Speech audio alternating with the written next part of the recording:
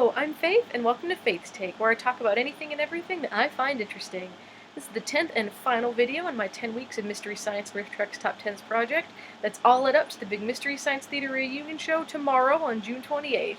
I've had such a blast making all these and interacting with all you guys about this. It's been so much fun, and I just really quickly wanted to address the future of Riff Treks and Mystery Science content on my channel. At this point, I want to do 2 videos a month regarding Mystery Science Riff Treks. I'd still like to get 1 video a week up in general, hopefully more if I can, but I still want to make sure I'm getting a couple Mystery Science Riff Treks out, consistently, because I've had such fun with these. And so I'd like suggestions if you have any. You can always shoot me an email at faithstake@gmail.com or tweet at me at faithanunez, and I can get all those suggestions from you guys. I think that would be a lot of fun. There's a lot I could do. I could do individual episode reviews, best of videos, full season retrospectives, more top 10 lists. But I really want to know what you guys want to see, because I've had such a great time with this. So I think that's it. I think we can dive right into my top 10 Mystery Science Theater 3000 episodes. Number 10. He left the road right here. Watch out for snakes. Who said that? Sometime in the 1960s, a squeaky toy-voiced young woman discovers a caveman living out in the desert. After her father gets abducted by the caveman, the girl and her weird-faced singing boyfriend chase after them. She ends up getting kidnapped too, and kinda sorta falls in love with the caveman. Ugh. Ego!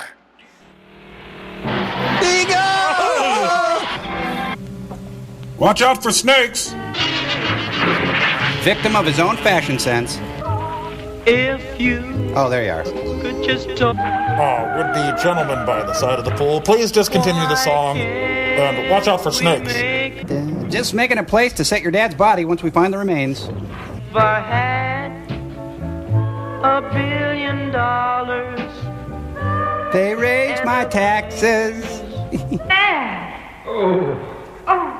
Are you hurt? No, I wear this thing for effect, you doorknob. Dad! This guy went to the Torgo School of Fondling. What's he saying? Shimmy, shimmy, Cocoa Pop? Oh, I'm being punished for something. I know I am. What could I have done? I didn't ask to see this movie! Believe it or not, Dad, I'm going to look at his etchings. Nice. And sure, maybe they weren't supposed to make it seem like she loves him, but by the end of the movie, it seems like she doesn't just feel sorry for him. It's as if she's actually attracted to him. I can't describe it, but I just know something's happened to him. Him? Ega, Who's Ega? the giant. Oh, yeah. Oh, you're handsome. Well, I wouldn't go that far. Either way, this movie can serve as both a great episode and a great epicac. Make him stop. That's not a tongue, it's a musky leech. Number 9. I guess we're stuck with each other. Dear Diary, I think I'm finally becoming a real vagrant. Big Stupid says he's going to teach me the ins and outs of drifting. And here it is, the first episode I saw when I really started watching the show. I was a misty baby, but I was too young to understand most of the jokes when my parents were watching it. But back in 2010, my family spent an entire weekend watching this episode and the first volume of Riff Track shorts, and I've been hooked ever since.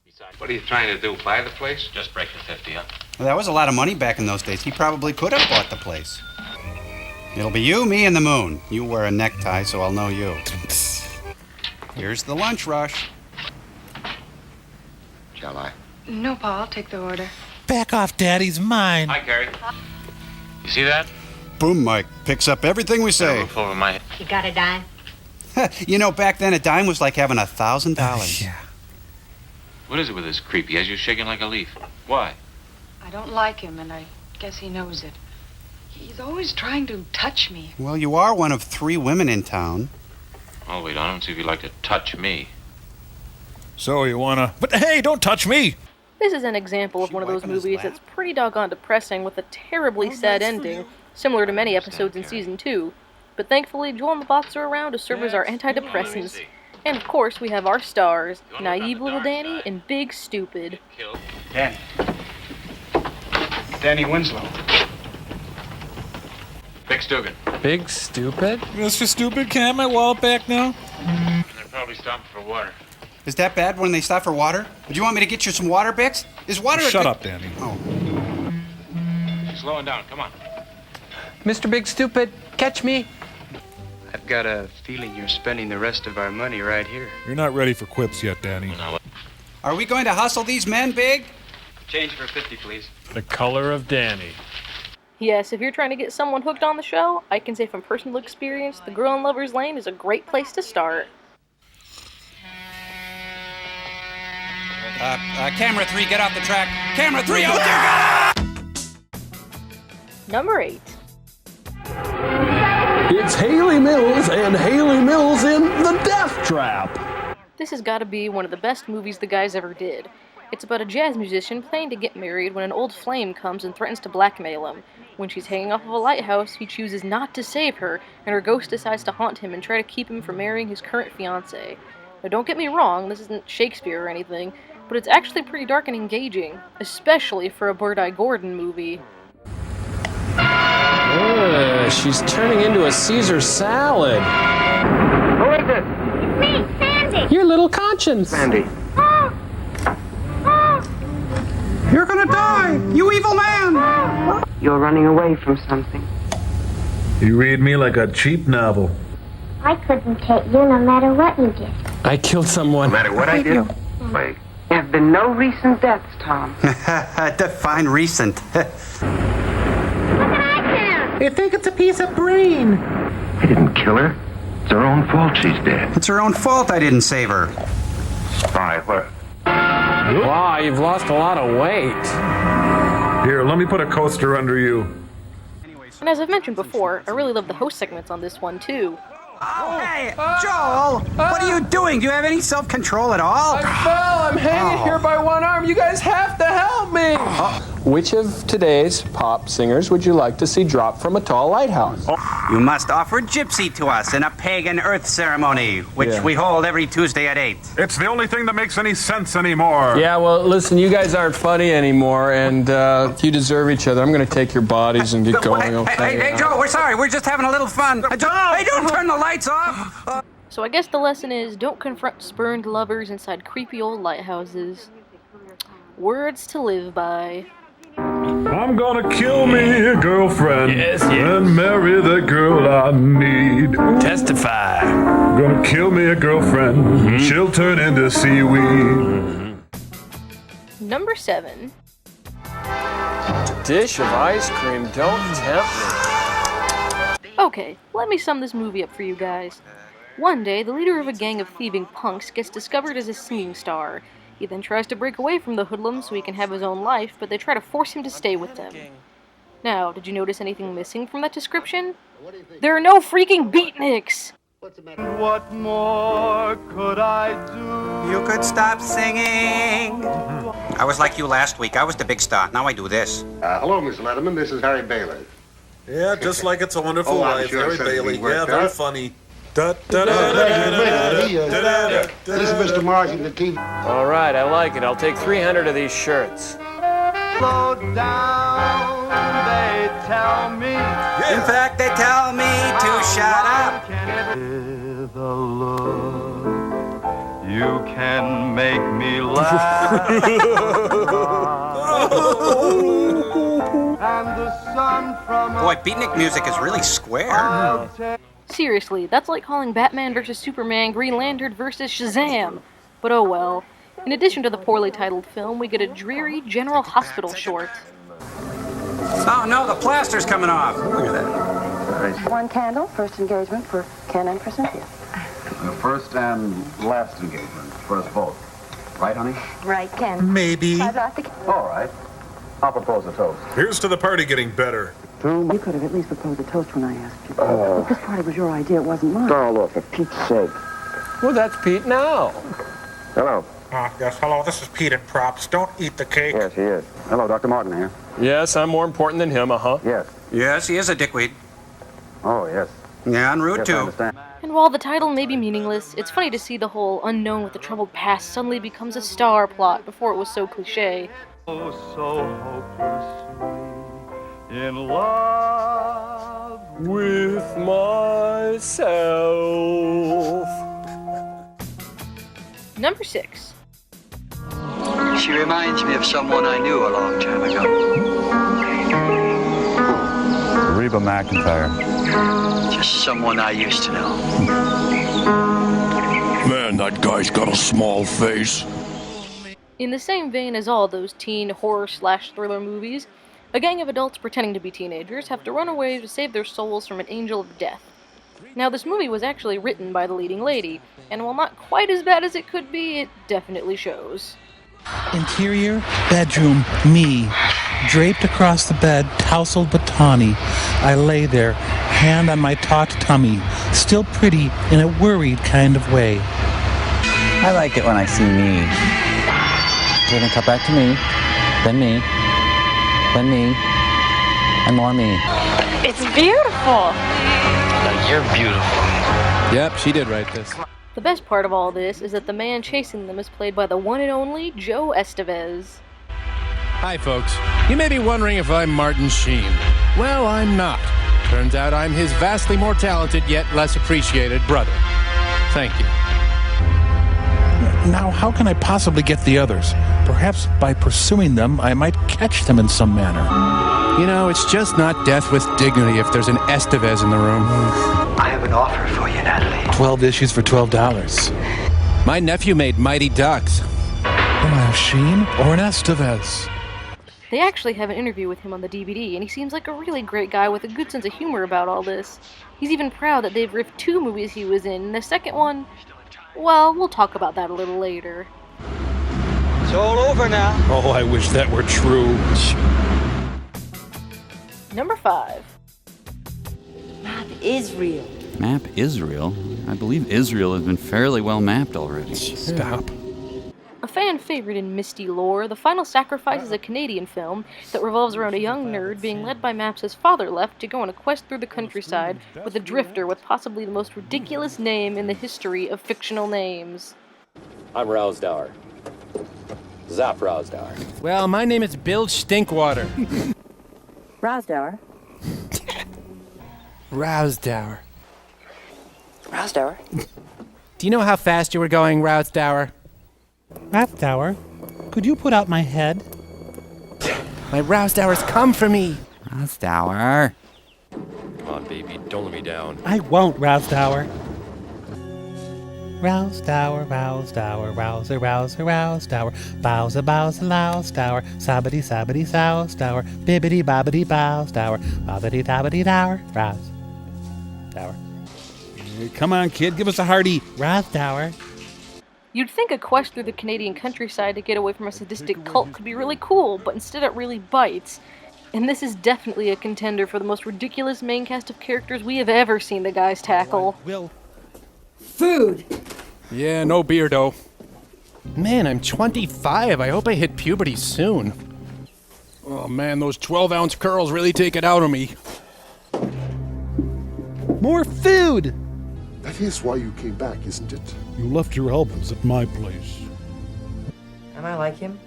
No, he was masculine and likable. Your father made this. Didn't do a very good job. He found the original. Well, I better get to reading my X-Men comics. Wait, it's me. I know. What the hell are you doing here? We were eating your food. The idol's a legend. I hate legends. Civilization was real. Okay, I dropped the canteen and I got lost, right on schedule. Next I have to fall, break my ankle, be attacked by coyotes, and buried by a bear. I wonder if there's beer on the sun. With a movie this silly, it's easy to see why we all love it so much. You got mud on your face, you big disgrace, shoving those sandwiches into your face, singing, we will, Rousdower. Sing it! We will, Rousdower. I guess that's over. Number 4. Believe me, I do this for a living. You console European losers? Speaking of silly movies with ridiculous characters, here we have Werewolf. When a writer moves to Arizona, he gets roped in with several archaeologists and their latest find, an ancient werewolf skeleton. Of course, he and a few others end up getting infected by the remains and transform into werewolves themselves. Running in the streets, doing things. Oh no, not things. Werewolf? No, I'm a squirrel monkey. Of course I'm a werewolf. He became a bat? A bug? What is that? Now that I'm driving, those caribou don't stand a chance. Can't you see what I'm trying to tell you? I love you. You'd think with a movie like this, the real question would be, how did werewolves even come to be in this universe? But no. My question is, for a movie that's supposed to take place in Arizona, why is the cast comprised of foreigners with super bizarre accents? Here's the wind-up and the pitch. Werewolf? No, werewolf. Where? Say it. Meet me at Paul's before we lose them like Lost Tommy and Vic. Lucy. And not to mention the person responsible for its discovery would be famous. They hired the Frito Bandito. Why not? I screwed everything up, didn't I? Screwed? This is not the time for games. What games? What happened to him? What him? Is he in danger? What danger? They said they saw him turn into a beast. Turn into beats? That's horrible. When he... Have you noticed that my accent has grown as bad as yours? Because what? Okay, I'll tell you. Because if I still find the same Look, I took... Yeah. I'll take a walk. Over to Kirk Douglas's house. Sure. I'll have whatever you're having. Thanks. So it all comes to this? The thing that it comes to? You and Noel is in it for fame and fortune? Yes, we is. But over my dead body. You hear me? I won't stand for it. You're as a jerk. And this is the other film they covered with Joe Estevez. Look, he's Winnie the Pooh. He leave right in the middle of his perm. Chia Estevez. I'm still in this movie, you know. You might not think I am, but I am. Put all that together, and this is a fun werewolf-filled romp that's sure to crack you up. That's the American way. Although we haven't seen an American in this movie yet. Number 3. See, they opened a Walmart across the street just a week before, and this is the result. Hey, Servo, the future looks like your room. As I mentioned previously in my Mike Era Host Segments video, I can't get enough of time travel and alternate realities. I think this is mainly because I've loved Back to the Future since I was a kid. Even in bad movies like this, it's still fun to watch. Can you return the polymers tomorrow? Oh, Mom, I got another call. I'll call you back. So in the future, kids become gay agents? In effect, you could use this thing to change history. Oh yeah, we could prevent Newt Gingrich, Jim Carrey, and the Smashing Pumpkins.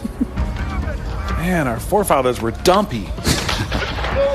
What's the use of a time machine for Gen Core?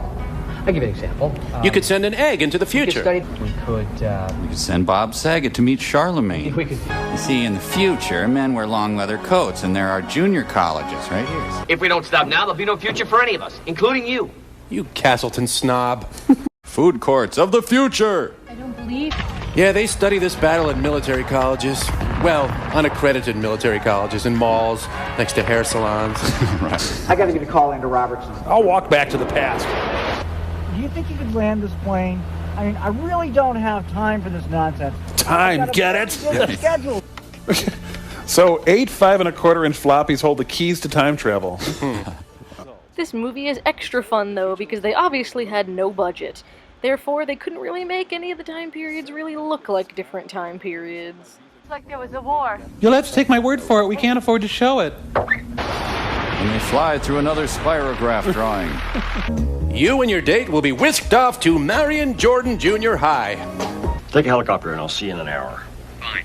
See you in an hour. I'll be the guy sitting at the desk in the mall Skyway. So 50 years from now, it'll be 3 years from now. So the guy's office is in a branch library? Hey, we rented 3 vintage cars, and damn it, we're gonna use them. They all borrowed their wives' blouses for this movie. This movie was actually made by a group of people from Rutland, Vermont, and it really shows that they just used what was available and did their best. But that doesn't really make it a good movie. All these people bear some responsibility, you know.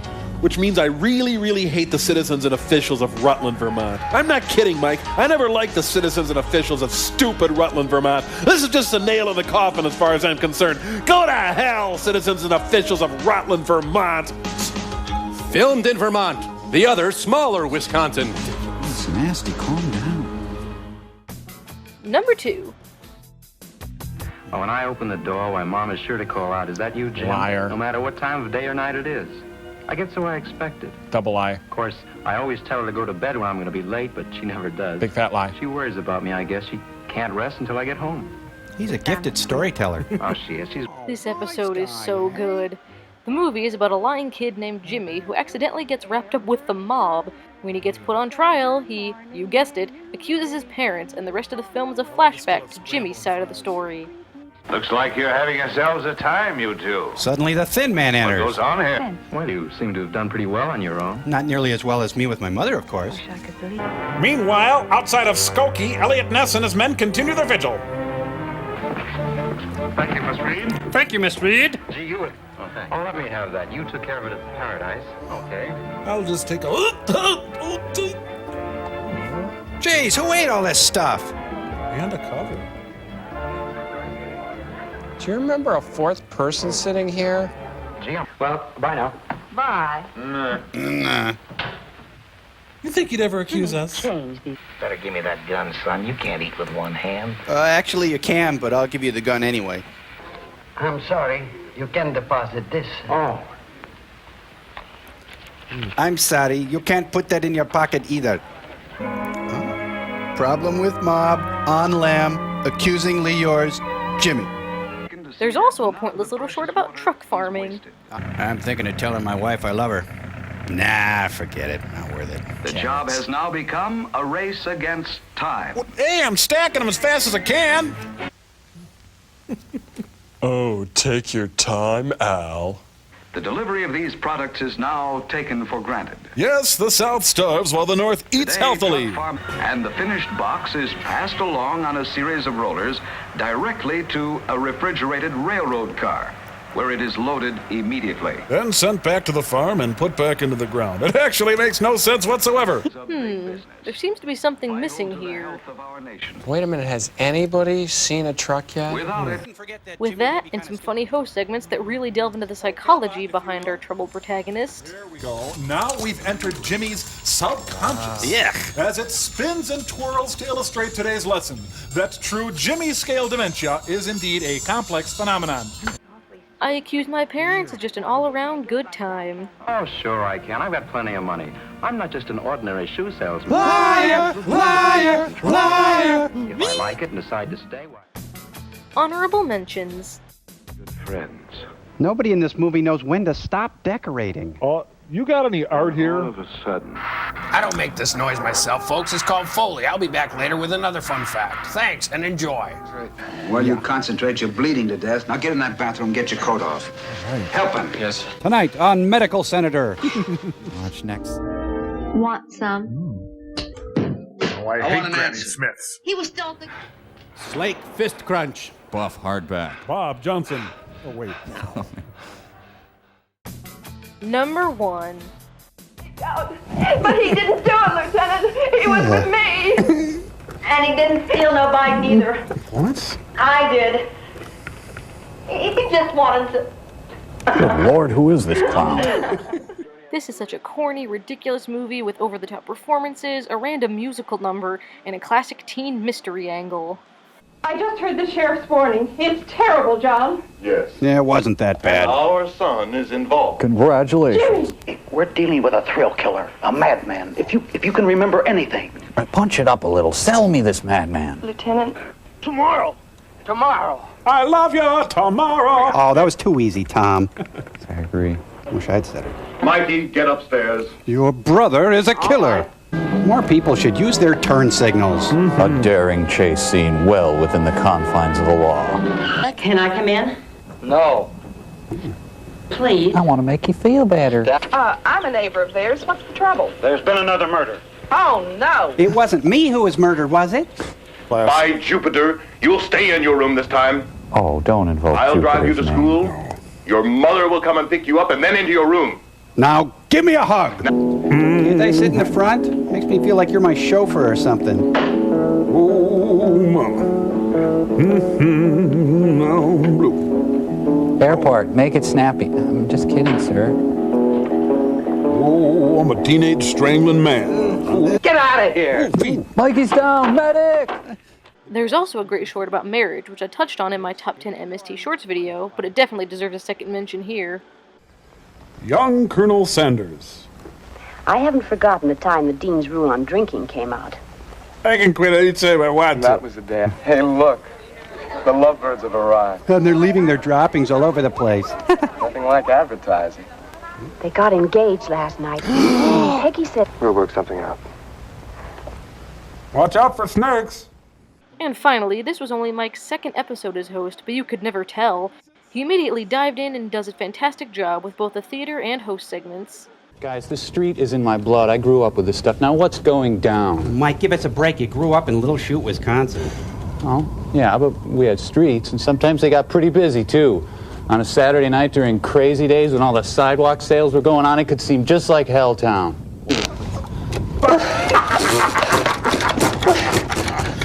Well, what did you want me to look up? How about rhyme? Rhyme? Yeah. R-I-M-E. It's a homonym for the other word rhyme. Yeah. And we even go out with the song. Yes, Teenage Strangler just has it all, and it definitely earns its spot as my favorite MST3K episode of all time. We both think he's pretty keen. I hope you liked our presentation. Now back to Deep 13. And there you have it. I hope you all enjoyed this list as well as the entire project. Whether you've watched just one video or every single one, I want to thank you so much. I had such a blast doing this, and I'm actually really proud of how it turned out. Special thanks to everyone from Mystery Science and Riff Tracks for the laughs and the inspiration for all this.